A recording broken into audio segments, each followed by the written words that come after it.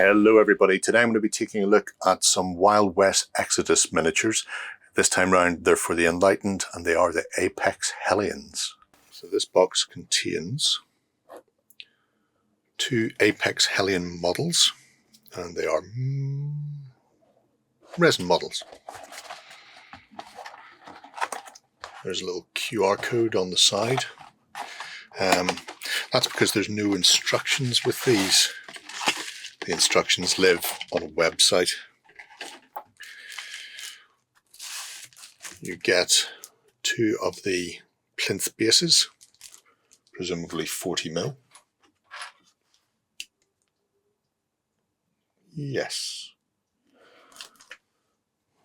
We'll say 40mm. And then 2 little bubble wrap bags containing our Hellion pieces.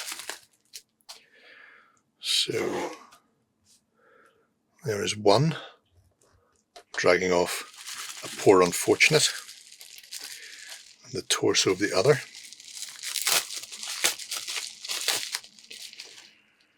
Then we have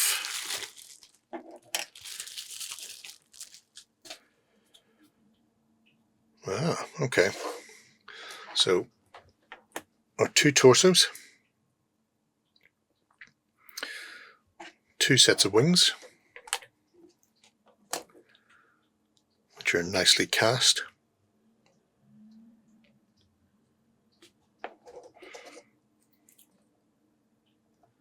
Also slightly different wings on both. That's what happens when you have bespoke scientists rebuilding people. They always take pride in their work. We have a set of hooks and scythes, along with, don't want to lose this, heads and limbs.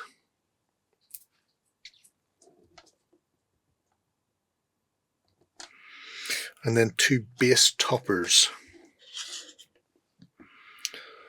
So, smaller, presumably this circle fits the top of this, looking like an engine. That's a pair of feet for somebody. And then the other one is a man being dragged off.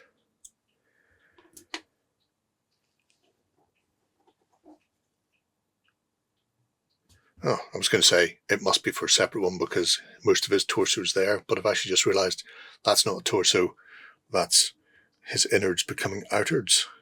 So that's quite cute. Okay, let's get this built. Alright, I'm back and I've built the Apex Hellions. Now, compared to the front of the box, I've swapped the heads and arms on them because I wanted to see if you could, and you can. So these scythed arms should be on this body where he's tearing this fella apart, and likewise the heads are reversed. So there is customization in there. You can even swap one of each.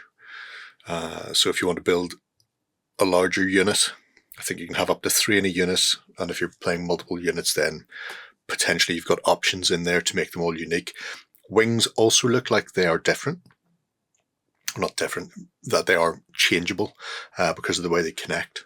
But what I will say is these sort of rocket packs, that has to go on this body and this has to go on this body, unless you plan on doing some modification to the actual resin itself because of the way they're attached. The builds weren't too bad. I ran into a little bit of problem with the gentleman being ripped in half. The sprue gate for this is actually in the lower half of his torso where it joins to the innards, and because you can see the line there, it goes up towards his belly button and then back down. It also curves front to back and also curves around the back of the lower back as well, and it's concave, which means you have to get in there with a knife to remove the sprue gate to actually get it to sit onto that body. So that was time consuming and tedious, but the rest of the build was very easy for both of them. And they're a dramatic looking pair. Obviously in game for the Enlightened, they're a very, very dramatic unit. They are monstrous, so enemy units that have to take metal tests within about 5 inches of them have to re-roll successes. So you can scare people off. Obviously, because they're flyers, they get a scout move at the start of the game, and also as a reaction to charges, they have a fight or flight, so they can choose to bug out for 1 fortune point and run away, which could leave somebody exposed.